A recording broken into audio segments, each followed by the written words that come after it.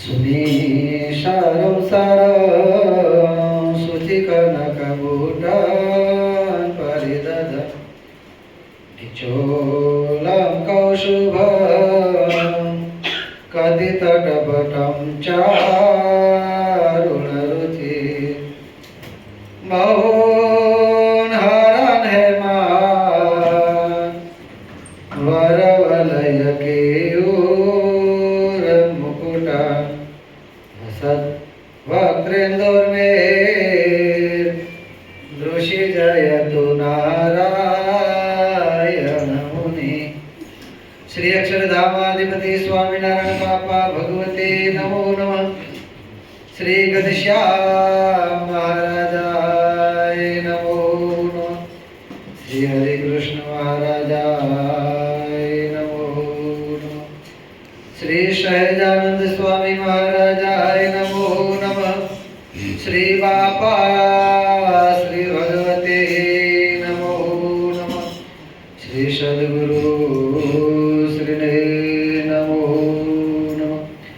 શ્રી સ્વામિનારાયણ આદિ આદ્યાચાર્ય પ્રવર્ત ધર્મ ધુરંધર સનાતન ધર્મ સમ્રાટ પરમ કલ્યાણકારી જીવન પ્રાણ સ્વામી બાપા ભગવતે નમો નમઃ.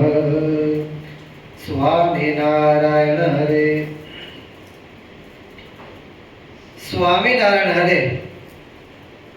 સંવત 1876 ના ચૈત્ર સુધી 7મે દિવસ સ્વામી શ્રી સહજાનંદ મહારાજ શ્રી ગઢડા મધ્યે દાદા ખાચરના દરબારમાં મુનિને ઉતારે વિરાજમાન હતા અને સર્વે શ્વેત વસ્ત્ર ધારણ કર્યા હતા અને પોતાના મુખારવિંદની આગળ મુનિ તથા દેશ દેશના હરિભક્તની સભા ભરાઈને બેઠી હતી.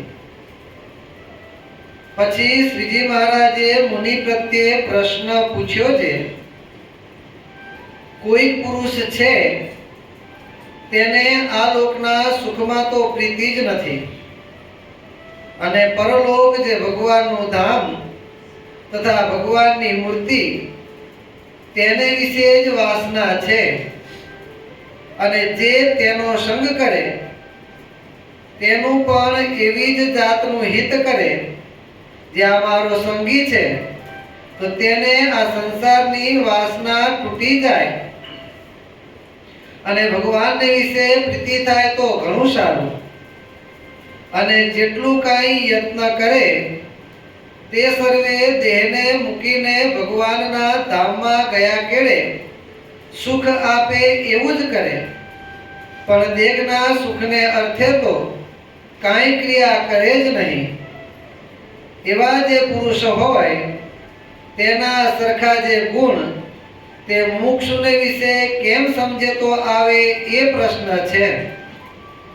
પછી મુક્તાન સ્વામીએ કહ્યું કે જેને આ લોકના સુખમાં ઈચ્છા નથી એવા સત્પુરુષ છે તેને વિશે જો દેવની બુદ્ધિ રાખે અને જે વચન કહે તે સત્ય માને અને તે પ્રમાણે વર્તે તો એ સત્પુરુષના ગુણ હોય તે મુક્ષમાં આવે.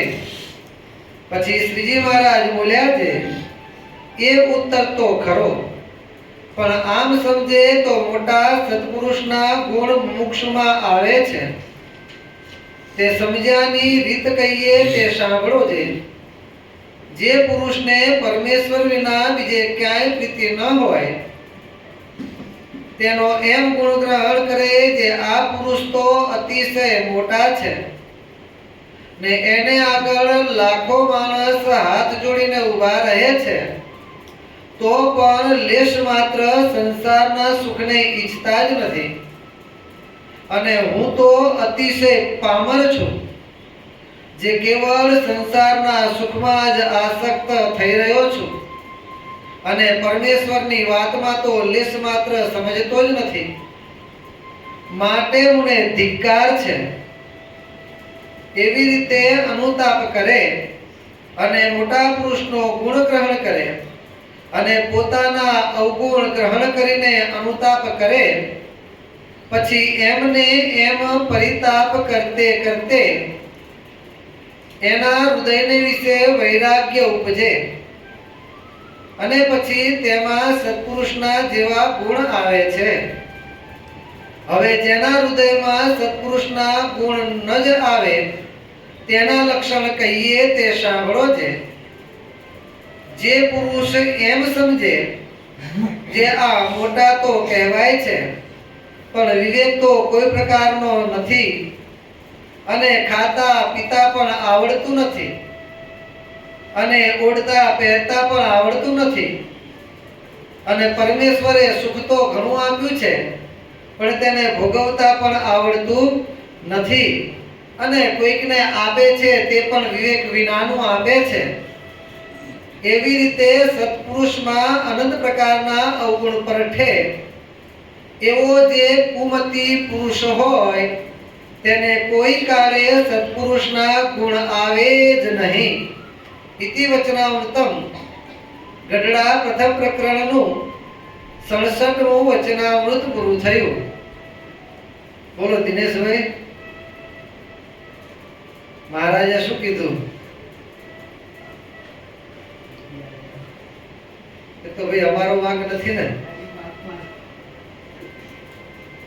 સ્કૂલમાં લેટ આવીએ તો લેસન નહીં બતાવવાનું એવો કોઈ સ્કૂલમાં નિયમ હતો? આપણી આધ્યાત્મિક જ્ઞાનની સ્કૂલ છે. ગઢડા પ્રથમ પ્રકરણનું 67મું વચનામૃત છે અને આ વચનામૃતમાં શ્રીજી મહારાજ કોઈના પૂછ્યા સિવાય કેવળ કૃપા કરીને સામેથી પોતે પ્રશ્ન પૂછે છે. એમાં પ્રશ્ન પૂછતા પૂર્વે ભગવાન પહેલા તો સત્પુરુષના લક્ષણ કહે છે. મહારાજ કહે છે કે કોઈ પુરુષ એટલે કે ભગવાનના સત્પુરુષ જેને ભગવાનને વિશે એકાત્મ ભાવ છે, જેના દ્વારા ભગવાન સ્વામિનારાયણ સ્વયં પોતે કાર્ય કરે છે, એવા સત્પુરુષની અહીંયા વાત છે. મહારાજ કહે છે કે આવા જે સત્પુરુષો હોય એ સત્પુરુષને કેવું વર્તવું હોય તો એમને આ લોકના સુખમાં તો ક્યાંય પણ પ્રીતિ હોય જ નહીં અને પરલોક જે ભગવાનનું ધામ માત્ર ને માત્ર એને વિશે જ પ્રીતિ હોય. કહેતા આ લોકના સુખની કોઈ પણ પ્રકારની કોઈ ઈચ્છા જ નથી. સાદી ભાષામાં કહીએ તો નહીં ખાવાની ઈચ્છા, નહીં પીવાની ઈચ્છા, નહીં પહેરવાની ઈચ્છા, નહીં સુવાની ઈચ્છા, નહીં ફરવાની ઈચ્છા, કોઈ પ્રકારની ઈચ્છા જ નહીં. હવે આ લોકની રીતે આપણે જોઈએ, આપણી દ્રષ્ટિ પ્રમાણે, આપણી બુદ્ધિ પ્રમાણે આ લોકના વ્યક્તિમાં આવવું જોઈએ કે જેને કોઈ પ્રકારની ઈચ્છા જ ના હોય તેને કેવો કહેવાય? હા કાંતિભાઈ, કોઈ પ્રકારની ઈચ્છા જ નથી, ખાવાની ઈચ્છા નહીં, કઈ પડી જ ના હોય. એ તો અહીંયા સત્પુરુષની વાત છે એટલે તમે એ બાજુ જાઓ છો. મૂઢ કહેવાય, મૂઢ. સાદી ભાષામાં કહીએ તો ગાંડો.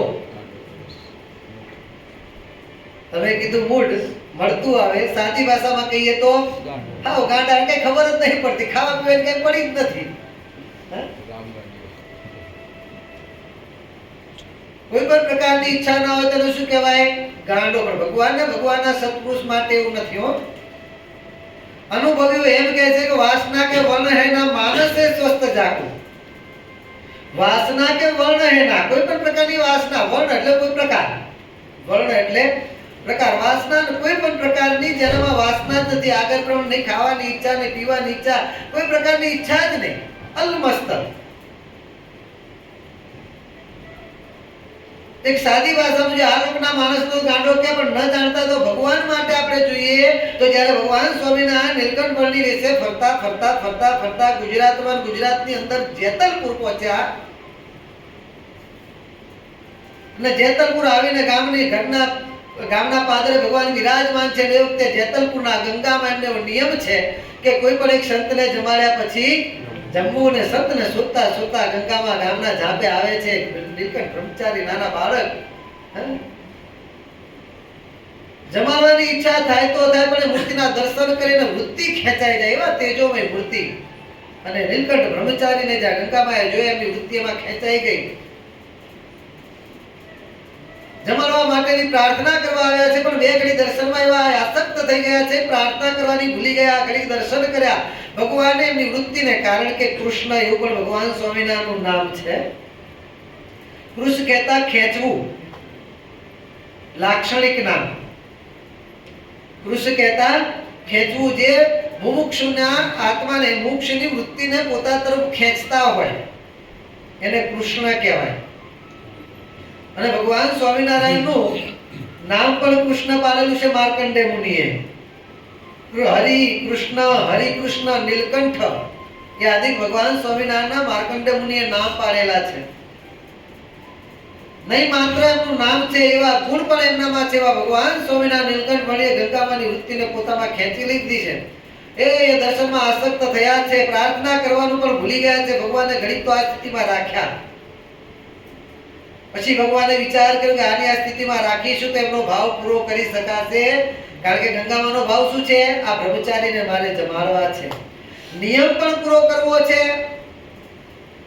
અને સાચા જમનારા મળ્યા છે, મોક્ષ કરનારા મળ્યા છે, એટલે એમને જમાડવાનો ભાવ પણ પૂરો કરવો છે. એટલે ભગવાને પછી ગંગામાની વૃત્તિ જે ખેંચી હતી એ વૃત્તિ પાછી વાળી, સજાગ થયા ગંગામાં, અને પછી બ્રહ્મચારીના ચરણોમાં આવી પ્રણામ કરે છે. પછી બાળ બ્રહ્મચારી કહે છે, હે બટુ બ્રહ્મચારી, મારે ઘેર આપ થાળ જમવા પધારો. અને ત્યારે મહારાજ કહે છે કે અમે સામે ચાલીને ક્યાંય જતા નથી, અમને કઈ ખાવા પીવાની અમને પડી નથી. જેને જમાડવાની ગરજ હોય એ પોતાને ઘેર લઈ જાય કે છે જમાડવા. તો રોજ શું કરો છો? બસ જેની ઈચ્છા હોય લઈ જાય છે કે છે. અહીંયા કેવી રીતે આવ્યા અહીંયા સુધી? બસ અમારા સેવકો. ક્યાં છે તમારા સેવકો? અમારા સેવકો અદ્રશ્ય છે, તમને દેખાય નહીં. ગંગાબાઈએ જાણ્યું, ગામના લોકો તો પછી, પણ પહેલા જ ગંગાબાઈ, નાનું બાળક છે, ગાંડું લાગે છે, મા બાપે કાઢી મૂક્યો છે, ભૂખ્યા રહી જશે આ બ્રહ્મચારી. એની જીદ, એના કારણે જો હું એને ઘેર નહીં લઈ જઉં તો ભૂખ્યો રહી જશે. આમાં વૃત્તિ તો ખેંચાઈ ગયેલી છે, એકવાર એમાં ચોટી છે, પરંતુ સભાન કર્યા છે એટલે પ્રાર્થના કરીને પછી ભગવાને આ પ્રમાણે કીધું. ગંગામાં વિચાર કર્યો કે આ બાળક ગાંડું લાગે છે, ત્યાંથી શરૂઆત થઈ ગઈ. એક હજુ ખાવાની ઈચ્છા નથી એવું દર્શાવ્યું, ત્યાંથી જ ખબર પડી ગઈ. ગંગામાં ઉચકીને ભગવાન સ્વામિનારાયણ પોતાને ઘેર લઈ જાય છે. અને ઘેર લઈ ગયા પછી મહારાજને શું કહે છે? બ્રહ્મચારી સ્નાન કરી લો. પહેલા તો દિશાએ જવાનું બાકી છે તમારે, કે દિશાએ જાવ, ભાઈ જેને ગરજ હોય કે લઈ જાય. ગંગામાં વિચાર કર્યો કે આ ખરેખર ગાંડું બાળક છે. ઉચકીને લઈ ગયા, એક બાજુ બેસાડ્યા, દિશાએ હવે હાથ પાણી લો, જેને ગરજ હોય ધોવરાવે કે છે, લો નવરાવે, પણ જેને ગરજ હોય નવરાવે. પાટલે બેસવાનું તો જેને ગરજ હોય પાટલે. ગંગામાએ ચિત્તની વૃત્તિ ખેંચાણી છે એટલે બધું જ ભગવાનનું કર્યું. ભગવાનને ઉચકીને ઘેર લાવ્યા, ભગવાનને દિશાએ લઈ ગયા, ભગવાનને ધોઈને સાફ કર્યા, ભગવાનને સ્નાન કરાવ્યું, ભગવાનને વસ્ત્ર પરિધાન કરાવ્યા. બ્રહ્મચારીના વેશમાં હતા એ પ્રમાણે ભગવાનને પાટલા ઉપર થાળ જમવા માટે બેસાડ્યા, અને ભગવાનને કોળિયા વારી વારીને મુખમાં પણ આપ્યા. આ પ્રમાણે નહીં ઈચ્છા, ખાવાની ઈચ્છા, નાવાની ઈચ્છા, કોઈ પણ પ્રકારની ઈચ્છા નહીં. ગંગામાએ તો જાણ્યું કે આ ગાંડા લાગે છે, પણ આ વાતની જ્યાં ધીમે ધીમે ધીમે ધીમે ગામના લોકોને ખબર પડી તો ગામમાં પણ ભગવાન કયા નામે ઓળખાવા લાગ્યા? ગંગામાનું ગાંડિયું. ભગવાન સ્વામિનારાયણ પણ આવી લીલા દેખાડી. કોઈ પણ પ્રકારની ઈચ્છા નહીં તો ગામના લોકો ભગવાનને પણ કેવા સમજવા માંડ્યા? કઈ ઈચ્છા જ નથી, ગાંડા લાગે છે. હતા તો નહીં, પરંતુ આ લોકોનો માણસ હોય એટલે એને ખબર ન પડે. એટલે આ પ્રમાણે જેને કોઈ પણ પ્રકારની ઈચ્છા ના હોય તો એને કેવો કહેવાય? ગાંડો કહેવાય લૌકિક રીતે. પરંતુ લેખક શું છે? લેખક શું કહે છે? વાસના કે વર્ણ હે ના, એ વાત સાચી. કોઈ પણ પ્રકારની વાસના ઈચ્છા છે જ નહીં, પરંતુ માનસ હે સ્વસ્થ જાકુ. કોઈ પણ પ્રકારની ઈચ્છા નથી, મતલબ કે ગાંડા નથી. આવા જે સત્પુરુષ છે જેને કોઈ પણ પ્રકારની આ લોકના કોઈ પણ પદાર્થની ઈચ્છા છે જ નહીં, એટલે કોઈ પણ પ્રકારની ઈચ્છા ન હોય, આ લોકમાં ગાંડો કહેવાય, પણ એ ગાંડા નથી. માનસે સ્વસ્થ જાકું. એમનું મગજ કહેતા એમની બુદ્ધિ, એમની વિચાર શક્તિ, એમનું જ્ઞાન અતિ સ્વચ્છ છે. બીજા આ લોકના ઇતર માણસ કરતા પણ એમને જ્ઞાન વિશેષ છે. વાસના કે વર્ણહેના માનસે સ્વસ્થ જાકું. ઈર્ષા અહમેવ આદિ નાહી પાક કરવું હે. વળી શું કહે છે? કેવું એમનું મન સ્વચ્છ છે, કોઈના પ્રકારે કોઈ પણ પ્રકારની ઈર્ષા નહીં, કોઈ પણ પ્રકારના ગુણનો અહમ નહીં. ઈર્ષા અહમેવ આદિ, આદિ આદિ એમાં બધું જ ગણી લેવાનું. એમાં લોભ, ક્રોધ, માન, ઈર્ષા, કપટ, કાવા દાવા કશું જ નથી એનામાં. ઈર્ષા અહમેવ આદિ નાહી પાક પરુ હે. પાક પરુ ત્યાં કર ઉપમા આપ્યો. કામ, ક્રોધ, લોભ, મોહ, મદ, મત્સર, આશા, તૃષ્ણા જે બધા દોષો પડ્યા છે ને એ બધા ગણગુમળ છે. શરીરની અંદર આ બધે જેમ પાક પરુ થયું હોય, જેમ કચરો કહેવાય, એમ આ જીવાત્માને તે આ માન, ઈર્ષા, અહમ બધું આવે, આ બધો જ કચરો છે, પાક પરુ છે. એ સડો કયો છે અનુભવ્યો એ. આમાંના કોઈ પણ દોષ એ પુરુષનામાં છે નહીં.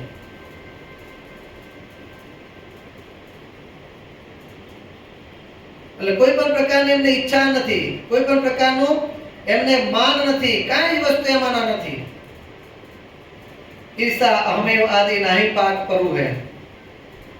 અને કોઈ પણ પ્રકારનું જે ભગવાનની ઈચ્છાથી જ્યારે જે મળ્યું, ભગવાનની ઈચ્છાથી જ્યારે જે મળ્યું એમાં એમને સંતોષ છે. ઉપાર્જન અર્થ કાજ કરત ન અનર્થ કરવું, પ્રાપ્ત બીચ માનક સંતોષ સુખ જરૂર હે. ઉપાર્જન જે પોતાના જીવન નિર્વાહ માટે જે કંઈ ભેગું કરવાનું હોય, કમાવાનું હોય, તો એ ઉપાર્જન અર્થ કાજ કરત ન અનર્થ કરવું, એના માટે ક્યારે પણ અનર્થ કરતા નથી. કોઈને ચૂકામાં પૂરી દેવો, હાચા ખોટા આમ તેમ આગી પાછી કરી અને ગમે તેમ કે પોતાનું કામ કાઢી લેવું, પોતાનો સ્વાર્થ સાધી લો, પોતાની કમાણી થવી જોઈએ, આવું એમનામાં જરા પણ છે નહીં. પ્રાપ્ત બીજ માનત સંતોષ સુખ જરૂર હે. ભગવાનની ઈચ્છા કે જ્યારે જે મળ્યું એનાથી એમને સંતોષ છે. ભગવાને જે આપ્યું એ જ મારા માટે સુખ કરે છે. ભગવાનની ઈચ્છા વિના ગમે તેમ આગી પાછી કરીને ભેગું કરી લઈશ, પરંતુ ભગવાનની ઈચ્છા વિના આવેલું છે તો મને ક્યારે પણ સુખ કરવાનું નથી, આવી સમજણ છે. અને ભગવાનની ઈચ્છા એ કરીને થોડુંક મળે ને તો પણ આપણા માટે સુખ કરે છે. અને ભગવાનની ઈચ્છા વિના જ્યાં ત્યાં જાવા નાખીને આપણે ગમે એટલું આનંદ મળ્યું ને આપણે લઈ લઈએ, ઓલા ખોટું કર્યું હતું તેને મળ્યું, આપણે નથી કરતા તો આપણે રહી જઈએ, આપણે ખોટું કરીએ તો શું વાંધો છે?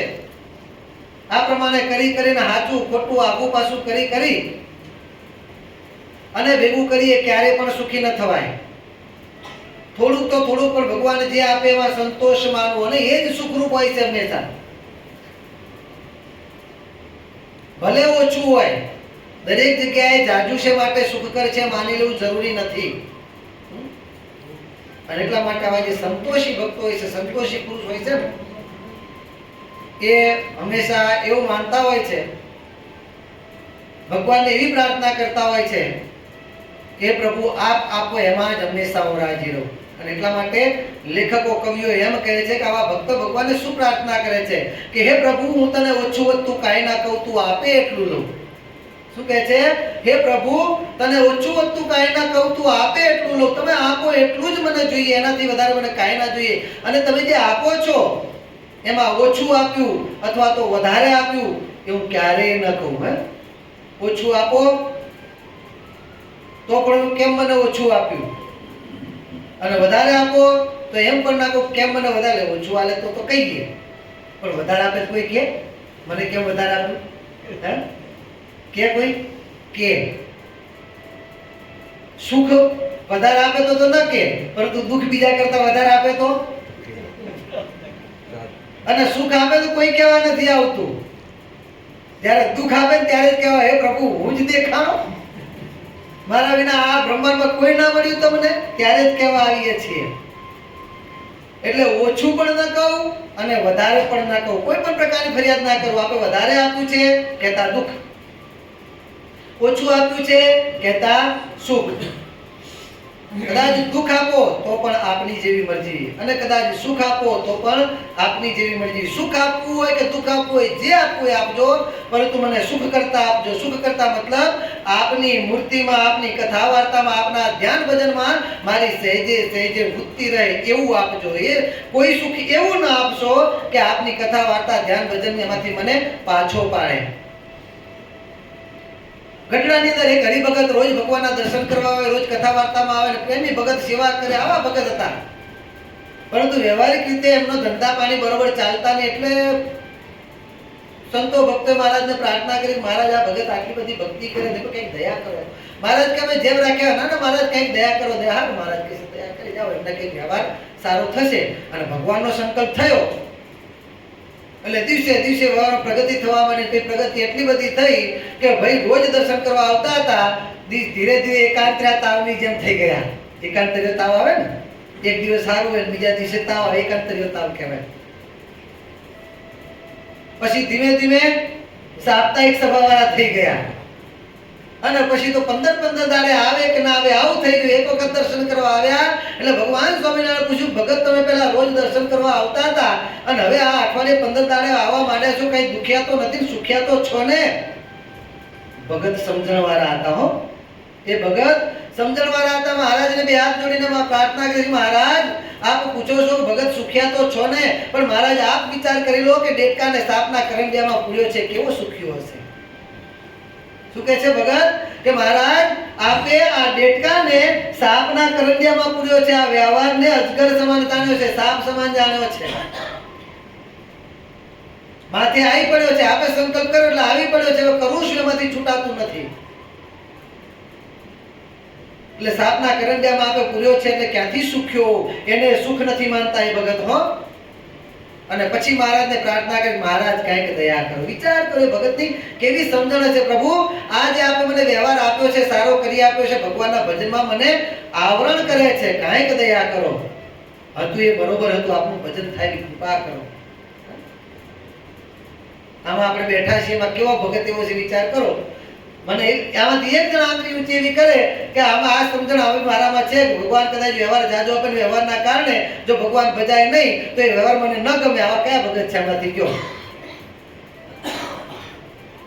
આઠું કામ છે. હો, એમાં એલિસબીથના ભક્તો માટે તો વધારે. હજુ હું કહું છું, ભલે કદાચ મારા પ્રત્યે તમને ખોટું લાગે લગાડજો, પણ હજુ કહું છું એલિસબીથના ભક્તોને વ્યવહાર વધારે પ્રધાન છે. કારણ કે અમે તો બધે કથા કરવા જતા હોઈએ છીએ. ઘણા બધા મંડળ છે, એક મંડળ નથી. બાકી બીજા મંડળની જેમ હા રજાઓ પડતી હોય કે જરૂરી હોય વ્યવહાર કરવાય પડે. જરૂરી એવા કામમાં કદાચ અટકી ગયા, જો કે જેને કરવું છે તો એમાંય નથી અટકતા, પણ કદાચ એમાં અટક્યા, પરંતુ આપણે વ્યવહારને પકડી રાખીએ એટલા બધા તો વ્યવહારમાં ન જોડાઈ જવાય ને. બીજા મંડળની જેમ અહીંયાના ભક્તો જો વ્યવહારમાં જોડાય ને, એટલે બધા મંડળ હોય પણ અમુક જો કે એલિસબીનો પહેલો નંબર આવે એ તો ચોક્કસ કહી દઉં. પણ બીજા મંડળોની જેમ કે બીજા મંડળોમાં 2-5% જ ગેરહાજરી હોય, વ્યવહારના કારણે 2-5% જ ગેરહાજરી હોય.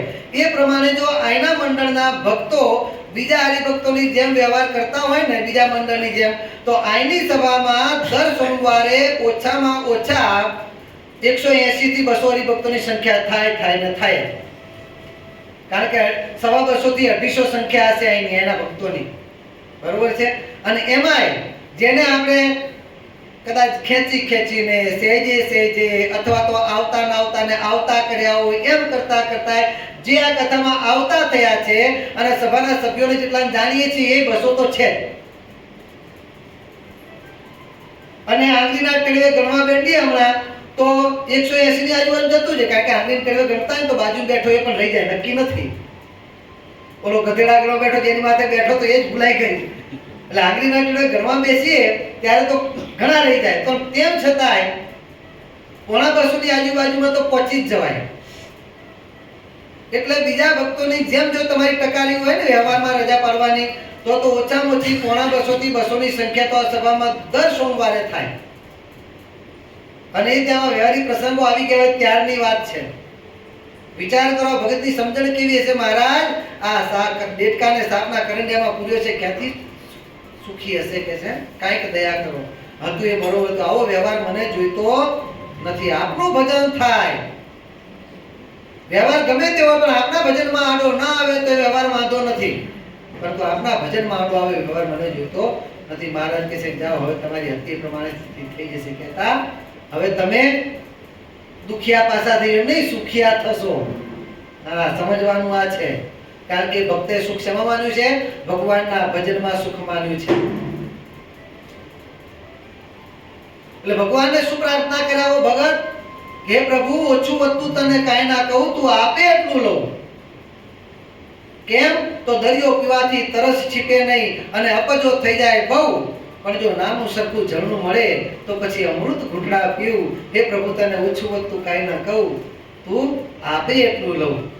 દરિયો પીવાથી તરસ છીપે નહીં. આ ઝરણું નાનું, આ ખોબા જેટલું, આવા તો હજારો જણા ભેગા થાય તો પણ દરિયાની બરોબર ના આવે. ઝરણામાં શું મોટું ના કરે કે દરિયો આવડો મોટો પડ્યો છે, મોટો સમજીને દરિયાનું પાણી પીવા જઈએ શું થાય? તરસ છીપવાની તો વાત એક બાજુ રહે, લોટા આટમ થઈ જાય, ફેરો થઈ જાય.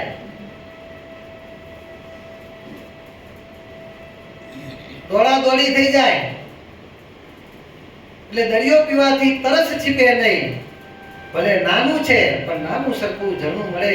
દરિયો પીવાથી તરસ છીપે નહીં, અપચો થઈ જાય બહુ, પણ નાનું સરખું ઝરણું મળે તો પછી અમૃત ઘૂંટડા પીવું. ભલે નાનું છે પણ એનેથી તરસ છીપવાની છે. આપણે ભણવામાં કવિતા આવતી હતી, આ નાનો આ મોટો એવો ખ્યાલ જગતનો ખોટો, તું નાનો હું મોટો એવો મૂર્ખ કરતો ખોટો.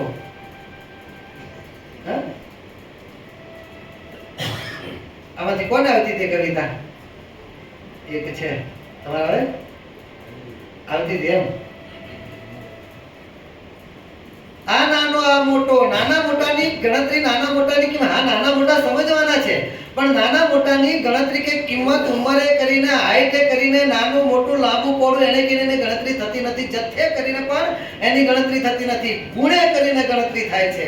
નાના મોટા કહેવાના છે, નાનું મોટું જાણવાનું છે, પરંતુ ગુણે કરીને માનવાનું છે. જેનામાં ગુણ મોટા એ મોટો છે, જેનામાં ગુણ નાના એ નાનો છે. પછી કદમાં ગમે એટલું હોય, આ નાનો આ મોટો એવો ખ્યાલ જગતનો ખોટો. કેમ? તો ખારા જળનો દરિયો ભર્યો મીઠા જળનો લોટો, તરસ્યા ને તો દરિયાથી એ લોટો લાગે મોટો.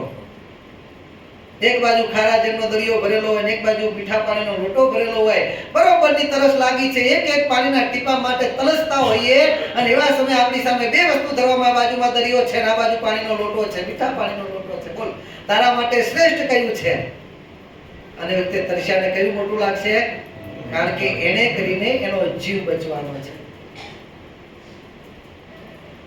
એટલે તરસ્યાને તો દરિયાથી એ લોટો લાગે મોટો. શું એ મૂર્ખો છે? ના, કદમાં તો દરિયો મોટો છે, પરંતુ એ શેણે કે લોટાને મોટો માને છે?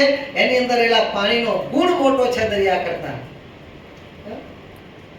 આપણને એમ થાય સ્વામી પીવાથી આમ થાય તેમ થાય. દરિયાના કેટલાય જીવો પાણી પીને જીવે છે, મોટા થાય છે. દરેક વસ્તુ દરેકના માટે સુખ કરતા છે, અને એટલા માટે તો ભગવાન બધાને એક સરખી પરિસ્થિતિમાં રાખતા નથી. જેની જેટલી પાત્રતા હોય ને, જે જેટલું પચાવી શકવાનો હોય, અને પચાવે કરીને જે સુખી થઈ શકવાનો હોય તેને તેટલું જ આપે છે ને તેવું જ આપે છે. અને એટલા માટે તો કવિ કાગ કહે છે કે એક પોછાય ને બીજા કરમાઈ જાય, એને સાગર જળ કહીએ કાગડા, તેને સાગર જળ કહીએ એની આસ ન કીજીએ કાગડા. દરિયામાં આટલા બધા જીવો પોસાય છે, પછી એ પાણી ભરીને ગુલાબને નાખીએ તો શું થાય? કરમાઈ જાય. એટલે તરસ્યાને તો દરિયાથી લોટો લાગે મોટો. એટલા માટે લેખક કહે છે કે પ્રભુ તને ઓછું વધતું કાંઈ ના કહું, તું આપે એટલું લઉં. કારણ કે દરિયો પીવાથી તરસ છીપે નહીં, અપચો થઈ જાય બહુ, પણ નાનું સરખું ઝરણું મળે તો પછી અમૃત ઘૂંટડા પીવું. હે પ્રભુ તને ઓછું વધતું કાંઈ ના કહું. આગળ કવિ કહે છે કે મોતી દાણો મોઘો ગણો, મોતી દાણો મોઘો ગણો, અને તોય ખાય સૌ બાજરો ને ઘઉં. મિલના માલિક તાકા ન પહેરે, એ તો સવાગ જ પહેરે સૌ. હે પ્રભુ તને ઓછું વધતું કાંઈ ન કહું, તું આપે એટલું લઉં. હીરા માણેક મોતી કેવા કિંમતી છે. હીરા માણેક મોતી બધી કિંમત વાળું હોય ને, એની લાખો ને કરોડોની કિંમત હોય. અને ઘઉં ને બાજરો એની કિંમત શું? એની જોડે કાંઈ ગણતરી ના આવે. એક હીરો મૂક્યો હોય ને સામે કેટલાય ટનના ટન બાજરા ઘઉં આવી જાય. તો પછી આ મોંઘું આટલું બધું છે, ભગવાનની દયાથી આપણે સુખી છીએ, ઘરમાં આટલા હીરા માણેક પડ્યા છે, બધું પડ્યું છે, આ અનાજ ખાવાની શી જરૂર છે? હીરા માણેક જ ન ખાઈએ? ન ખવાય. ભલે મોંઘું છે પણ એ ખવાય નહીં. પેલામાં કદથી મોંઘું હતું, અહીંયા કિંમતથી મોંઘું છે. પેલાનું કદ મોટું હતું, બરોબર, અહીંયા કિંમત મોટી છે, પણ તેમ છતાંય જીવન જીવવા માટેનો ગુણ એનામાં છે. આપણે જે વ્યક્તિ છે એને જીવાડવા માટેનો ગુણ એમાં નથી, કારણ કે અન્નમય પ્રાણ કીધા છે. હીરામય પ્રાણ, માણેકમય પ્રાણ, એને કઈ ને કઈ માણસ જીવે છે એવું ક્યાંય પણ કીધેલું નથી. અન્નમય પ્રાણ છે. એટલે મોતી દાણો મોંઘો ઘણો, તોય ખાય સૌ બાજરો ને ઘઉં. ગમે એટલા મોતી હીરા માણેક બધું મોંઘું હોય પણ તેમ છતાં બધા શું ખાશે? ઘઉં બાજરો કહેતા અનાજ શાકભાજી ભલે સસ્તું છે તો પણ એ જ ખાશે. ઘણા બધા પૈસાદાર હોય અને ઘણી બધી એની મિલકત હોય ને મોટા મોટા એના બિઝનેસ ચાલતા હોય ને પૈસા વાપરવા ક્યાંની ચિંતા હોય, આવો ધનવાન માણસ હોય. અને ધનવાન માણસ હોય એટલે આપણી પાસે ધન છે તો ધન દેખાડવાની પણ એને એક ઈચ્છા હોય, હિસાબ હોય એવો. અને એના કારણે એના દીકરાના લગ્ન કરે, એની દીકરીના લગ્ન કરે, ઘરમાં કઈ પ્રસંગ હોય તો એ મોટી પાર્ટી રાખે, મોટા મોટા પાર્ટી પ્લોટ રાખે. પાર્ટી પ્લોટની અંદર ડેકોરેશન કર્યા હોય, કાંઈક કરી હોય, આવો જલાલી શણગાર કર્યા હોય, કરોડો રૂપિયા વાપર્યા હોય અને એની અંદર પછી ડીશ હોય તો ડીશે 50-50 હજારની લાખ રૂપિયાની ડીશ જમવાની હોય. ફલાણા ભાઈને ત્યાં ગયા હતા, 50,000ની ડીશ હતી, લાખ રૂપિયાની ડીશ હતી. લાખ રૂપિયાની ડીશ હતી એમાંથી તમે ખાધું શું? હે? લાખ રૂપિયાની ડીશમાંથી ખાધું તો તમે અનાજ જ ખાધું ને. એ અનાજની કિંમત કેટલી હતી? તો અનાજ કરતા તો ઘણી વાર તો ડીશો એવી મોંઘી મોંઘી વાપરી હોય તો ડીશો તમે ખાઈ ગયા. બધા લાખ રૂપિયાની ડીશ એની કિંમત ગમે તે પોતાનું નામ બતાવવા માટે ગમે એટલી ડીશ મોંઘી કરે અને ગમે એટલી મોંઘી ડીશ તમે ખાઈને આટલી મોંઘી ડીશ ખાઈને આવ્યો તમે કેફ હોય, પરંતુ એટલી મોંઘી ડીશ કહેવાતી હોય પણ તેમ છતાં એમાંથી ખાધું તો તમે અનાજ શાકભાજી જ ખાધું છે. અને જેટલું તમે ખાધું છે બધાની તમે સરવાળો માની ગુણાકાર કરીને બધું કઈ હિસાબ માનો ને 1000 રૂપિયાથી આગળ જાય ગમે એટલું સારું હોય તો 5 મીઠાઈ હોય તો 5 મીઠાઈ કે તમે ઓલા મોહનતાના 2 ચોલા ખાવાના હોય તો 5 નું 10 ચોલા નથી ખાઈ જવાના. અનાજની તમારે ખાવાની ખોરાકની કેપેસિટી છે એનાથી વધારે ખાવાના છે. આઈટમો જાજી હતી, બાકી અંદર તો ગયું એ જ ને. અને રંગ રોગાણ કે રૂપ રંગ કે નામ બદલાણા, એની બનાવવાની થિયરી બદલાણી. બાકી મગજ હતો, મોહનતાર હતો, મોતૈયા હતા, બુંદી હતા, બધું ચણાના લોટનું બનવાનું ભાઈ. એમાં ચણો ઘી ને ખાંડ જ આવવાની, બીજું કઈ આવવાનું? અથવા ચલો દૂધની આઈટમ આ ગયા ભાઈ, કાજુ કતરી હતી, કાજુ રોલ હતા, કાજુ પાન હતા, પેંડા હતા, પનીર હતું, આ હતું તે હતું, બધી દૂધની જ આઈટમ ને ભાઈ. ખાધું તો અંતે તમે એ જ ખાધું છે ને. અને અંદર ચલો 5 આઈટમ ખાધી પણ 5 આઈટમમાં ક્વોલિટી જાજી લીધી, પરંતુ ક્વોન્ટિટી તો જેટલી શરીરમાં જગ્યા છે એટલી જ જવાની છે. પરંતુ કેપ ફરતે હું 50,000ની કે લાખ રૂપિયાની ડીશ જમીને આવ્યો પણ ખાધું તો અંતે અનાજ કે શાકભાજી એ જ ખાધું છે, બીજું કાંઈ ખાધું નથી. મોતી દાણો મોંઘો ઘણો પણ તોય સૌ ખાય બાજરો ને ઘઉં. મિલના માલિક તાકા ન પહેરે એ તો સવાગજ પહેરે સૌ. હે પ્રભુ તને ઓછું વધતું કાંઈ ના કહું, તું આપે એટલું. મિલનો માલિક હોય, કાપડની મિલનો માલિક, એ તાકાના તાકા પર આવે કાપડના, તો શું આખા તાકાની ટીમ ફરવાનો છે? મિલનો માલિક હોય કે મિલમાં નોકરી કરવાનો હોય અથવા તો વગર મિલનો માલિક હોય કે વગર અલગ બીજી કોઈ પ્રકારની મિલનો માલિક હોય અથવા તો રખડું માણસ હોય, રોડ ઉપર પડ્યો રહેતો હોય, બધા જ શરીર ઢંકાય એટલું જ કાપડ પહેરવાના છે. કદાચ મોંઘું સોંઘું હોય પરંતુ શરીર ઢંકાય ઓલા આખા નાખા તાકા પડ્યા છે તો તાકાના તાકા કઈ શરીર ઉપર વીંટાતા નથી. માટે હે પ્રભુ ઓછું વધતું કાંઈ ના કહું, તું આપે એટલું લઉં. આ પ્રમાણે નિષ્પૃહ હોય. પ્રાપ્ત બીજ માનત સંતોષ સુખ જરૂર હૈ. શું સેવા સત્પુરુષને જે પ્રમાણે ભગવાનની ઈચ્છાથી જ્યારે જે મળ્યું એમાં જ એને સંતોષ છે. ક્ષમતા સુશીલ શિવ દાન ગુણ ઉત્તમ હતી. મંજૂર મનોરથ ફલદાયી સુખ તરુ હૈ. વળી એમનામાં કેવા ગુણ છે? શુદ્ધ ચારિત્ર, શીલ એમનું અખંડ છે, શુદ્ધ છે, શીલવાન છે, ક્ષમતા ક્ષમાવાન છે, દાન કોઈને દુખ્યો રે દેખી ન ખવાય, દયા આણી રે અતિ આકરા થાય, અંધન વસ્ત્ર રે આપીને દુઃખ ટાળે, કરુણા દ્રષ્ટિ રે દેખી વાન. દાન એ દાન કરવામાં પણ વિવેક હોય છે. ઓ મેં લાખો રૂપિયા દાન કર્યું, કોને કર્યું? જેને જરૂર નથી કરીને આવતા રહ્યા, અથવા જેને દાન કર્યું એ તમારા દાનનો અવળો ઉપયોગ કરવાનો છે, જોવાને કાંઈ ને એમ આપે નહીં. ભગવાન દાન કરતા પરંતુ જોતા ભગવાન. આજે સ્વામિનારાયણ સંપ્રદાય આખો દાન કરે છે. અત્યારે દાનની બાબતમાં સ્વામિનારાયણ સંપ્રદાયની હારે લગભગ હું જાણું છું ત્યાંથી કોઈ નહીં શકે, પરંતુ પોતે મૂર્તિમાં જઈ ત્યાં જોઈ કરીને હાથે દાન આપવાનું. જ્યારે કચ્છની અંદર ભૂકંપ આવ્યો અને કેટલી સંસ્થાઓ, એવું નથી કહેતા આપણે કે નતા કરતા, કેટલી સંસ્થાઓ, ધાર્મિક સંસ્થાઓ પણ કરતી હતી, કોઈ ટ્રસ્ટો પણ કરતા હતા, સ્વામિનારાયણ સંપ્રદાય વાળા પણ કરતા, કેટલાય દાન કરતા હતા. બીજાએ કદાચ કર્યું હશે, નહીં કર્યું નથી કહેતા, પણ કોઈ અમુક અંશે હશે. પરંતુ કચ્છની અંદર મીડિયાએ ખાસ નોંધ લીધી. મણિનગર સ્વામિનારાયણ ગાદી સ્વામિનારાયણ સંપ્રદાયના બીજા પણ હતા, પણ સ્વામિનારાયણ ગાદી સંસ્થાન વાળાએ દાન કર્યું. એ રીતે કઈ રીતે કર્યું કે જે જરૂરમંદ લોકોને જરૂર હોય એવાના ઘરે જઈને પોતાના હાથોહાથ દાન કર્યું. બાકી કેટલાય દાન એવા હતા કરવાવાળા બિચારા દાન કરતા હોય, પરંતુ બારોબાર ચાલતું હોય, પારકા વચ્ચે હોય તો અડધું દાન તો પોતાને ત્યાં હાલ્યું જતું હોય. એટલે દાન કરવું એ પણ જોઈ વિચારીને કરવું. ભગવાનનો પણ આ ગુણ હતો, દુઃખી દેખે એને શું વસ્તુની જરૂર છે અને હકીકતમાં એનો સદુપયોગ, સાચો ઉપયોગ કરવાનો છે, તો એવાને તરત ભગવાન આપી દેતા. એટલે આવી રીતે ક્ષમતા, સુશીલતા, દાન, આવા બધા ગુણ એમનામાં છે ને. ગુણ એ સત્પુરુષમાં કેના જેવા છે? ભગવાન સમાન આ ગુણ છે. અને ભગવાનને મળ્યો કે ભગવાનને વિશે એમને એકાત્મ છે ને કે એમનામાં કેવો ગુણ છે? મંજૂર મનોરથ ફલદાયી કામ કરવું હે. એમનો જે મનોરથ, કે જે કાંઈ મનોરથ કરે કેતા સંકલ્પ કરે, સંકલ્પ સત્ય થાય.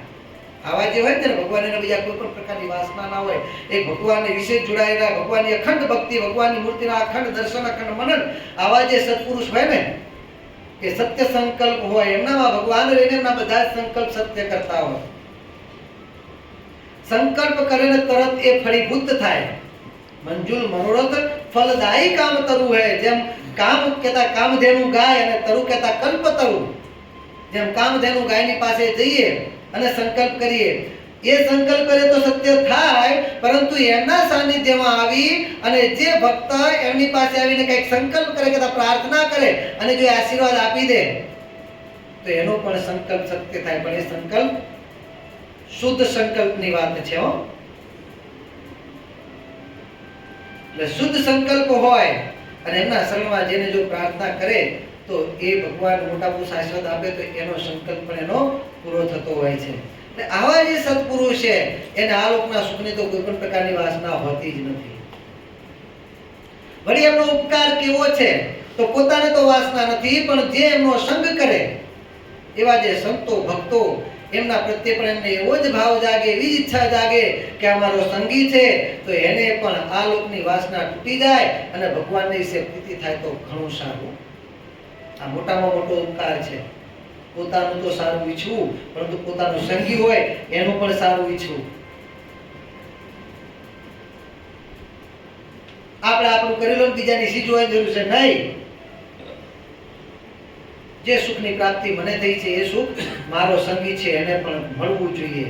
આમાં પણ લોભી બહુ હોય છે માણસો, એમાં પણ એ લોભ ન કરે અને એને પણ આગળ વધારે ભગવાનને વિશે જોડી દે અને કોઈ પણ પ્રકારનો દોષ પોતાનામાં તો ન હોય પણ પોતાનો સંગ કરનારો એના પણ રહેવા દે નહીં. અને કેટલી હદે એ સત્પુરુષ કેટલી હદે એને આગળ વધારવા માટેનો પ્રયાસ કરે છે કે પોતે તો એની ખબર રાખે, જ્યારે પોતાની જોડે હોય ત્યારે પોતે તો એની ખબર રાખે, પરંતુ એ વ્યક્તિ પોતાનાથી દૂર જાય તો બીજા દ્વારા પણ છાની ખબર રખાવે કે આ પ્રમાણે વર્તે તો છે ને, આ કહ્યું તો પ્રમાણે કરે તો છે ને, જ્યાં ત્યાં જેવું તું ખાતો નથી, પીતો નથી, બેસતો નથી, ઉઠતો નથી, આમ તો નથી કરતો ને.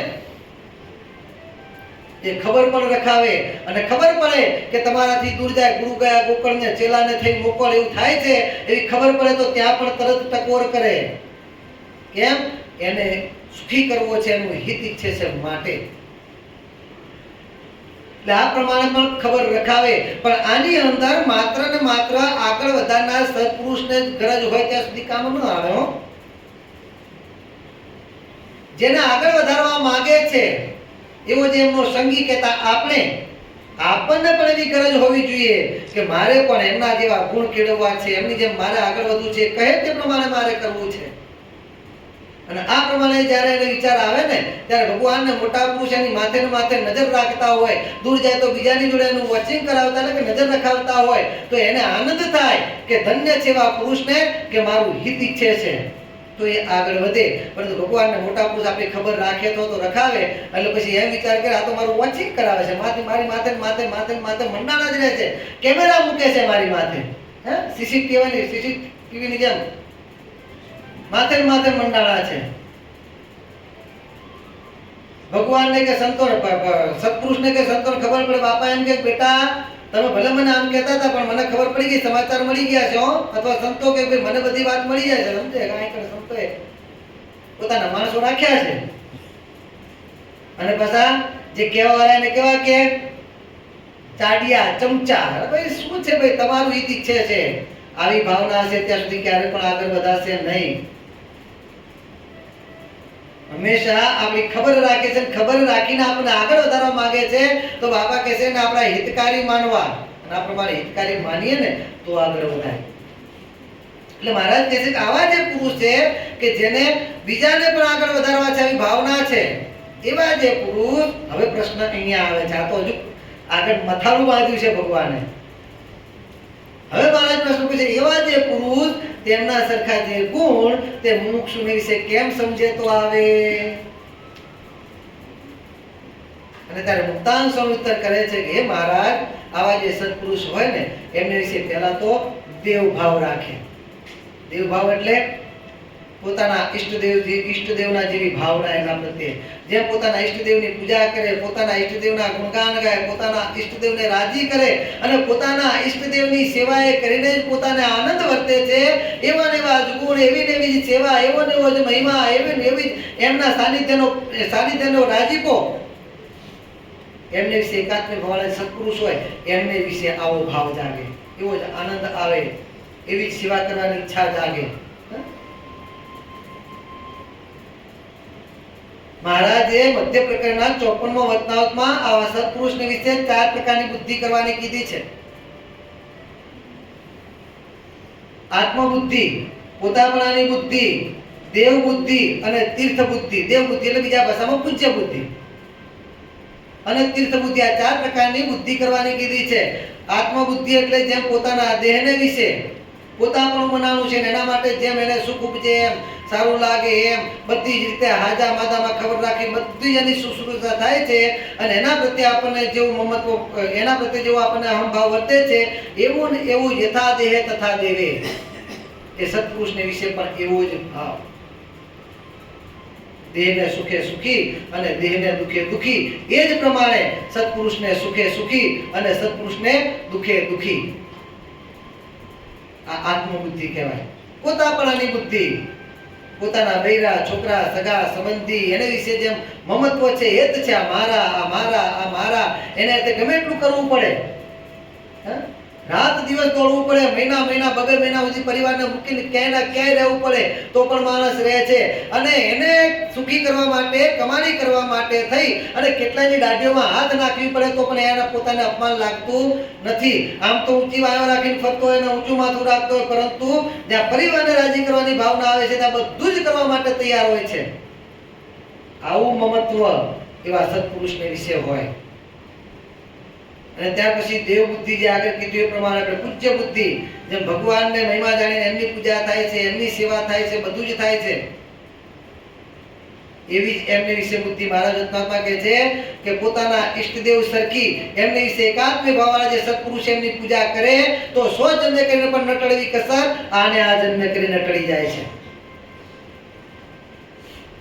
એટલે આ પ્રમાણે પૂજ્ય બુદ્ધિ અને છેલ્લે કીધી તીર્થ બુદ્ધિ, જેમ ગંગા આદિ જળને વિશે સ્નાન કરવે કહીને પવિત્ર થવા પાડવાની બુદ્ધિ છે, એ ગંગા જળનું પાન કરવે કહીને પવિત્ર થવા પાડવાની બુદ્ધિ છે, એવી જ બુદ્ધિ આવા સત્પુરુષને વિશે કેળવે કે આ સત્પુરુષના ચરણોદકનું પાન કરીએ અને આપણે પવિત્ર થઈ જઈએ. લક્ષ્મીરામભાઈ કેવા જ્ઞાની હતા, કેવા પંડિત વિદ્વાન હતા, બ્રાહ્મણ હતા, અને પાછા ઉંમરમાં નિર્ગુણ બાપાથી નાના નહોતા, અને તેમ છતાંય નિર્ગુણ બાપા સ્નાન કરતા હતા, એનું પાણી થાળામાંથી બહાર જતું હતું તો ખોબે ખોબે માથે ચડાવે. નિર્ગુણ બાપા કહે છે કે લક્ષ્મીરામભાઈ આ શું કરો છો? અને ત્યારે કહે છે સ્વામી તીર્થનો વિધિ કરું છું. શું તીર્થનો વિધિ કરો છો? તો કે સ્વામી મારે હું ગઢો વિદ્વાન અને ગઢો અને વૃદ્ધ છું કે છે, અને અશક્ત છું, નિર્ધન છું, મારે ક્યાં સુધી જવા છે? વિચાર કરો, લક્ષ્મીરામભાઈ નિર્ધન નહોતા હો, જે મુંબઈ સુધી કચ્છમાં રહેતા હતા, અને એ સમયમાં મુંબઈ સુધી એમને કથા કરવા માટે વિદ્વાને આવ્યા હતા. અને મુંબઈ સુધી એ વખતે મુંબઈ જવું એટલે તો કેટલાય દેશ વિધિન ગયા બરોબર કહેવાય. ત્યાં સુધી એમને કથા કરવા માટે બોલાવતા હતા. જ્ઞાની પણ એવા હતા, અને જતા હશે આટલી બધી જગ્યાએ તેમની પાસે ધન ઓછું હશે, પરંતુ મહિમા કેવો છે એ બધે ક્યાં જવાનું? મારે ઘેર બેઠા બધા તીર્થ આવ્યા છે, આ તીર્થનું પાણી માથે ચડાવવું છે. એમ આવા જે સત્પુરુષ એમના ચરણોદકે કહીને પવિત્ર થવા પડવાની બુદ્ધિ, ચરણોદકનું પાન કરીને પવિત્ર થવાય.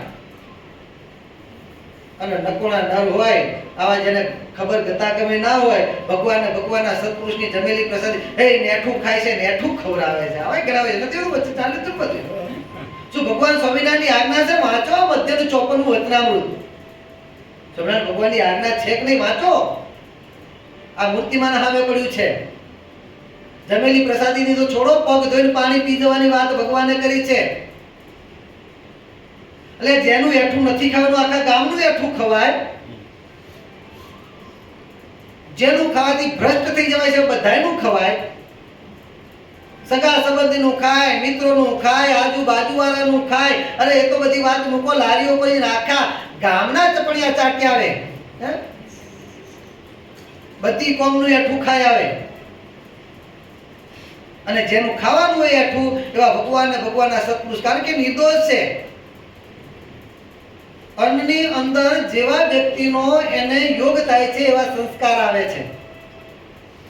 એટલે અન્ન તો હંમેશા કોઈનું એઠું ખવાય જ નહીં. આમ સામાન્ય કહેવાય કે ભાઈ ભાઈબંધને શું વાંધો છે, ભાઈબંધ મૂકો, પણ માતા પિતા બાળકનું એઠું ખાતા હોય ને, એ બાળકનું એઠું પણ ક્યાં સુધી ખવાય ખબર છે? જ્યાં સુધી બાળકની નિર્દોષ બુદ્ધિ છે. બાળક નાનું હોય જ્યાં સુધી બાળક પોતાની બુદ્ધિ પર નથી ચાલતું, નિર્દોષ બુદ્ધિ છે, એનામાં કોઈ પણ પ્રકારનું મારું તારું, કામ ક્રોધ, કાવા દાવા કોઈ પણ પ્રકારનો એનામાં ભેગ નથી. આ જ્યાં સુધી નિર્દોષ બુદ્ધિ છે ત્યાં સુધી પણ મા બાપ પણ ત્યાં સુધી જ એનું એઠું ખાઈ શકે. પણ જ્યાં એનામાં મારું તારું, આગું પાછું, કાવા દાવા શરૂ થયું, પછી એ બાળકનું એઠું પણ ખવાય નહીં. કારણ કે અન્નના સંસ્કાર સૌથી વધારે કામ કરે છે. તો મિત્રોનું, બીજાનું, ત્રીજાનું તો મૂકો એક બાજુ. અને અન્નની અંદર સારા અને નરસા બે પ્રકાર, કે સ્વામી કંઈક તો ગુણ એનામાં હોય ને, પરંતુ ગુણ આવતા વાર લાગે છે, દુર્ગુણ આવતા વાર લાગતી નથી. આગળ આપણે વાત કરી હતી ખબર છે ને, ખાલી અડી એટલામાં આખા પવિત્ર થઈ જવાય, અપવિત્ર થઈ જવાય. પણ અપવિત્ર થયા પછી પવિત્ર થવું તો આખા સ્નાન કરવું પડે ત્યારે પવિત્ર થવાય. એમ દોષ આવતા વાર લાગતી કુસળની અસર તરત થાય છે. તો પછી કોનું એઠું કહેવાય? માત્ર ને માત્ર જેનામાં ગુણ જ છે, અને એ તે દિવ્ય ગુણનો ભંડાર છે. એવા જે ભગવાનના સત્પુરુષનું એમનું જ એઠું ખવાય. એમનું એઠું તો ખવાય જ, એમનું એઠું ખવાય નહીં, એમનું એઠું તો ખવાય જ, કહેતા ખાવું જ પડે જો નિર્ગુણ થવું હોય તો, નિર્દોષ બનવું હોય તો. પરંતુ પ્રસાદીના ભાવથી, આસક્તિ એ કરીને નહીં. આ ગુલાબજાંબુ હારા ભાવે છે, પ્રસાદીના આજ મળ્યા છે, ઠોકો હરકા કરીને, અને ગુલાબજાંબુમાં આસક્ત થઈને ભગવાનની મૂર્તિ ભૂલી જઈએ અને ખાઈએ તો નહીં હો. ભલે પ્રસાદ છે, પરંતુ ભગવાનનું સ્મરણ ભૂલી જઈને આસક્તિ સહિત જો ખાઈએ તો ભલે પ્રસાદ છે તો પણ એમાં દોષ ભળી ગયો. પરંતુ ભગવાનના સ્મરણે સહિત પ્રસાદીના મહિમાએ કરીને આસક્તિ રહિત થઈ અને જો એ પ્રસાદને ગ્રહણ કરીએ તો એને કે નિર્ગુણ થવાય, એટલે એમની પ્રસાદી તો ખવાય જ. આ તો જેનું આખા ગામનું ખાઈ આવે, બધાનું ખાઈ આવે, કઈ વાંધો નહીં. ભગવાનના સત્પુરુષની પ્રસાદી જમતા હોય ત્યાં વિચારે ભગવાનના ધામમાંથી આવેલા મુક્તાન સ્વામી, બ્રહ્માન સ્વામી ઠાર છે, એમાં પણ પ્રસાદીઓ માંગી છે. અને જીવપ્રાણ સ્વામી બાબાએ શું કીધું? ખાવ અને ખવડાવો ત્યાં સુધી કીધું છે. ઘનશ્યામ પ્રભુની શેષ પ્રસાદી, દાસાનું દાસને મળી રાય દાદી, ભવના બંધન કાપનારી. કેવી છે પ્રસાદી? ભગવાનને ભગવાનના સત્પુરુષની પ્રસાદી આગળ કીધું એવો ભાવ રાખીને જમીએ ને ભવના બંધનને કાપનારી છે. અને માટે સ્વયં બાપા કહે છે ભવના બંધન કાપનારી. થોડી થોડી હું જમું એટલું જ નહીં, પરંતુ હું જમું અને થોડી થોડી સૌને પહોંચાડું રે મારા હરિવરને હેતે જમાડું. હે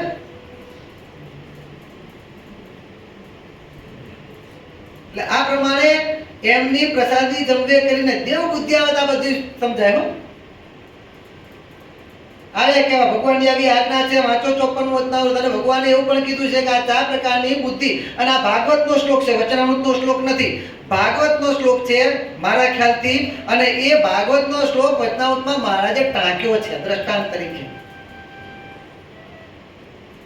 કે આ 4 પ્રકારની બુદ્ધિ ભગવાનની છે, એકાત્મ ભાવવાળા સત્પુરુષની વિશે કરવી. અને પછી એમાં છેલ્લે એવું પણ લખ્યું છે કે આ 4 પ્રકારની બુદ્ધિ જે આવા સત્પુરુષ વિશે ન કરી શકે એ તો મનુષ્ય નથી. ભક્તની વાત તો એક બાજુ રહી, પણ મનુષ્યમાંથી પણ કાઢી નાખ્યો. અને એમાં છેલ્લે લખ્યું છે ગોખર. ગો એટલે બળદ તુલ્ય અને ખર એટલે ગર્ધબ તુલ્ય.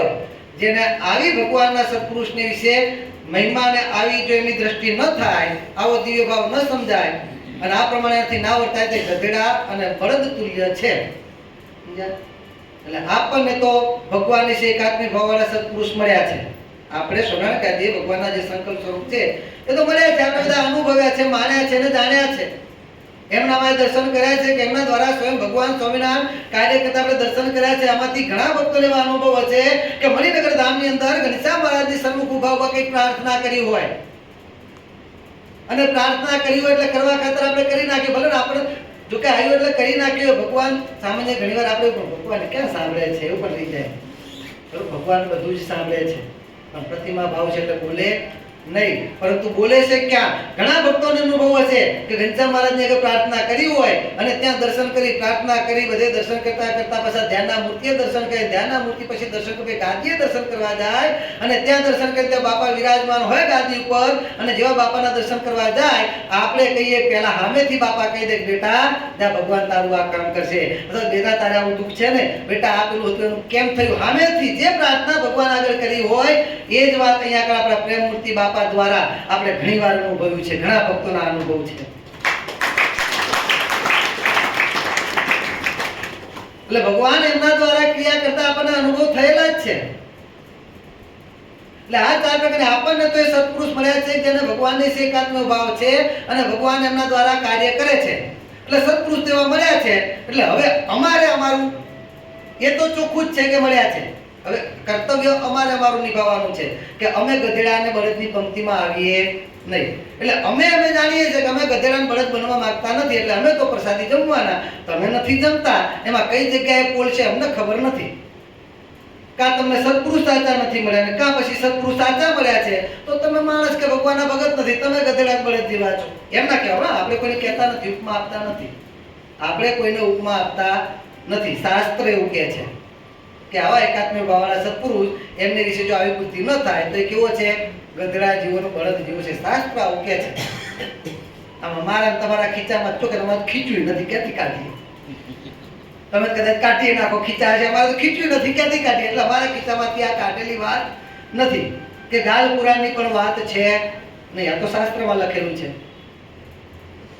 એટલે આપણને સત્પુરુષ આવા મળ્યા છે એટલે આપણે હવે ગધેડા અને બળદની પંક્તિમાં રહેવું નથી. એટલે આ 4 પ્રકારની બુદ્ધિ. એટલે આમાં મુક્તાનંદ સ્વામી કહે છે કે પ્રથમ તો એવા સત્પુરુષને વિશે દેવ બુદ્ધિ રાખે. શેના માટે? એમના જેવા ગુણ પોતાનામાં જોઈએ છે માટે.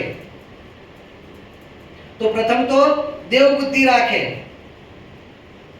અને બીજું કે જે વચન કહે એને સત્ય માને. એમ મુક્તાનંદ સ્વામીએ કીધું જે વચન કહે એ સત્ય માને. સત્ય માને એટલે જ ન અટકે, એ પ્રમાણે વર્તે પણ ખરો. વચનને સત્ય માને અને એ પ્રમાણે વર્તે અને આ પ્રમાણે જ્યારે કરે ને ત્યારે એનામાં સત્પુરુષના સરખા ગુણ આવે છે. કોના ઉત્તર કરે છે? મુક્તાનંદ સ્વામી. મહારાજે ઉત્તર માન્ય રાખે. મહારાજ એ ઉત્તર તો ખરો, પણ હવે મારે તો બીજો કંઈક પણ ઉત્તર કરવો છે. મહારાજ કે ઉત્તર તો ખરો પણ આમ સમજે તો પણ સત્પુરુષના સરખા ગુણ આવે છે. શું સમજે? તો જેને એવા પુરુષના ગુણ પુરુષના જેવા ગુણ પોતાનામાં લાવવા હોય એ પુરુષને એવો ગુણ ગ્રહણ કરે કે આ તો અતિશય મોટા છે, લાખો માણસ એની સામે હાથ જોડીને ઊભા રહે છે. તો પણ લેશ માત્ર સંસારના સુખને ઈચ્છતા નથી. મોટા પુરુષનો ગુણ ગ્રહણ કરે અને હંમેશા આપણામાં ગમે એટલા દોષ પડ્યા હોય પરંતુ એ દોષને આમ સાફ કરી નાખવા હોય, એકદમ ક્લિયર થઈ જવું હોય, એના માટેનો મોટામાં મોટો ઉપાય આ છે. અનેક સાધન કયા છે પણ એમાંનો મોટામાં મોટો ઉપાય કયો છે? ભગવાનને ભગવાનના સત્પુરુષની વિશે નિર્દોષ બુદ્ધિ. ગમે એટલા દોષ પડે આપણે જો ભગવાનને ભગવાનના સત્પુરુષની વિશે સાચા ભાવથી નિર્દોષ બુદ્ધિ જાગે અને મહિમા સમજે તો એ પણ નિર્દોષ થઈ જાય છે. પ્રથમ પ્રકારના 58મા વતનાત્મા મહારાજ કહે છે કે ભગવાનને ભગવાનના સત્પુરુષને જો કામી સમજે, બંને વસ્તુ છે. જો નિષ્કામી સમજે તો પોતે પુત્રા જેવો કામી સમજે, એવો આપણે પુત્રા જેવો કામી હોય તો પણ અતિશય નિષ્કામી થાય છે. નિર્લોભી સમજે તો પોતે પણ નિર્લોભી થાય છે. બધું નિષ્કામી, નિર્લોભી, નિસ્નેહી, નિસ્વાર્થી બધું જ કીધું છે. અને જો ભગવાનને ભગવાનના સત્પુરુષને કામી સમજે તો ગમે તેવો નિષ્કામી હોય વિપરીત તો કામી થઈ જાય. કારણ કે એમનામાં દોષ કલ્પ્યો, સૂર્યના સામે ધૂળ ફેંકી. શું કર્યું? એમનામાં દોષ કલ્પ્યો એટલે સૂર્યના સામે ધૂળ ફેંકીને સૂર્યના સામે ધૂળ ફેંકી અને ભાઈડો પાછો હોશિયાર બહુ જ પાછો પોતાનું કાર્ય સિદ્ધ થયું કે નહીં એ જોવા માટે આંખો ફાડીને પાછો આમ જોવે. શું થાય? ધૂળ ક્યાં પડે? સૂરજ સુધી પહોંચવાની વાત તો એક બાજુ રહી, પરંતુ પોતાની જ આંખો ભરાય છે. એમ ભગવાન ને ભગવાનના સત્પુરુષને જે એમને વિશે જેવી જાતનો દોષ કલ્પીએ એમનામાં તો કોઈ દોષ હતોય નહીં, છે નહીં અને આવવાનો નથી. એ તો બીજાના દોષને ટાળેવા સમર્થ છે, પણ એમના વિશે દોષ કલ્પ્યો તો નથી તો પણ આપણામાં આવવાનો છે. અને ક્યારે કલ્પાય છે? આપણામાં એ ગુણ હોવાનું અભિમાન આવે ને ત્યારે એમનામાં દોષ કલ્પાય છે. કારણ કે આ લોકમાં જ્યારે મનુષ્ય સ્વરૂપે દર્શન આપતા હોય એટલે કોઈ પ્રકારનો દોષ તો રાગ દ્વેષ હોય જ નહીં, પરંતુ આ લોકમાં દર્શન આપતા હોય એટલે મારા તમારા મનોરથ પૂર્ણ કરવા માટે એવા ભાવ દેખાડતા હોય.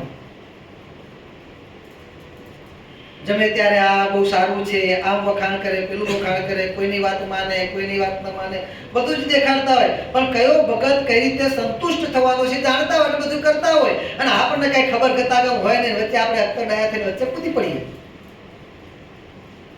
બાપાની ગુણાતીતાન છે પેલા ચીબડા લેવા માટે ગયા તો ચાખી ચાખી આ મીઠું છે, આ બરોબર નથી, આ મીઠું છે. ભેગા 90 લોટિયા હતા એના શિષ્યો.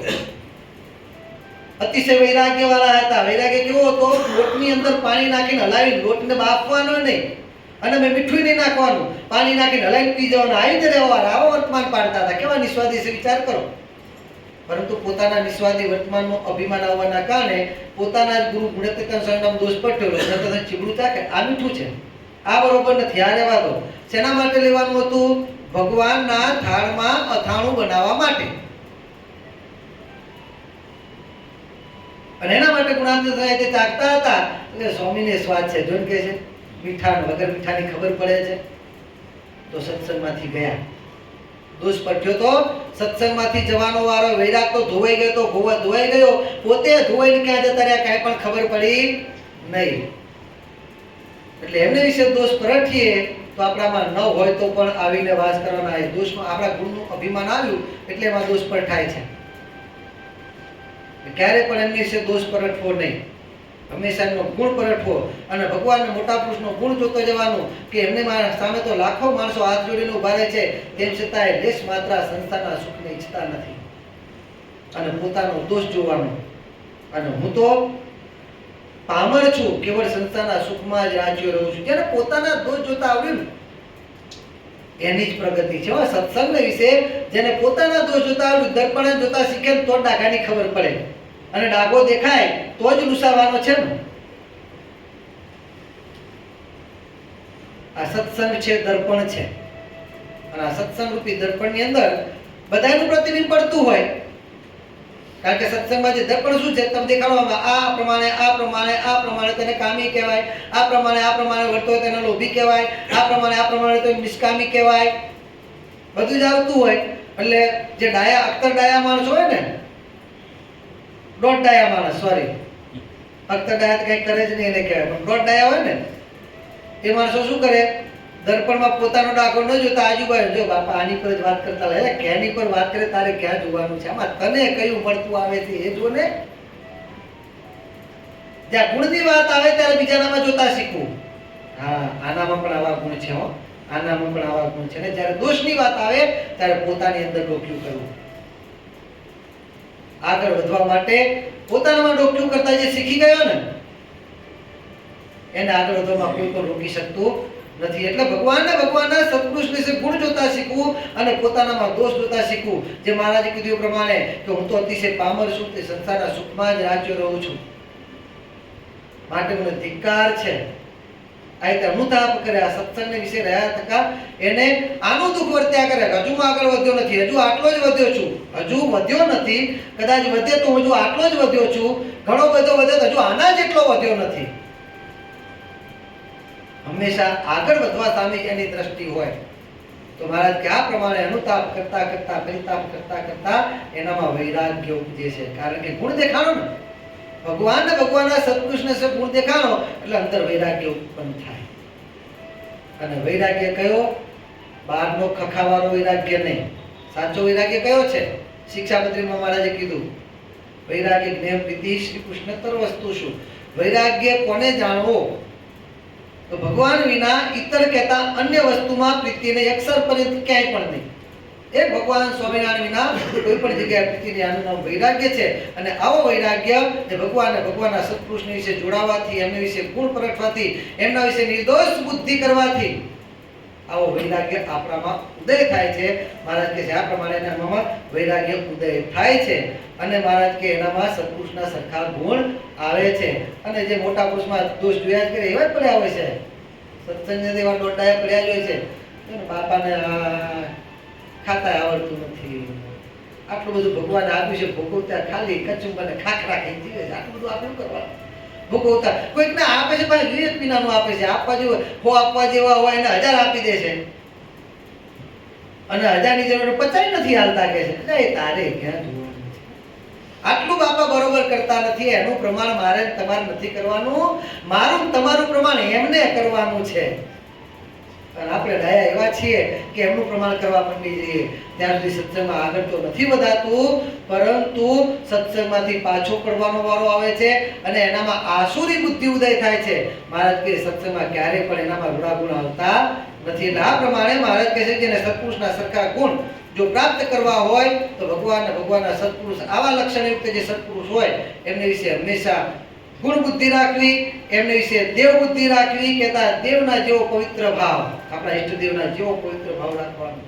આવો પવિત્ર ભાવ રાખી અને એ જે માર્ગ ચીધે એ માર્ગે માત્ર ને માત્ર સત્ય માનવું એટલું જ નહીં હો, સત્ય તો માનવાનું, પરંતુ જે માર્ગ જીત્યો હોય એ બાજુ શ્રદ્ધાએ સહિત અને વિશ્વાસે સહિત આગળ વધવાનું. તો બાબા કહે છે એનામાં સત્પુરુષના સરખા ગુણ આવે છે. બોલો અક્ષરધામના અધિપતિ સ્વામિનારાયણ.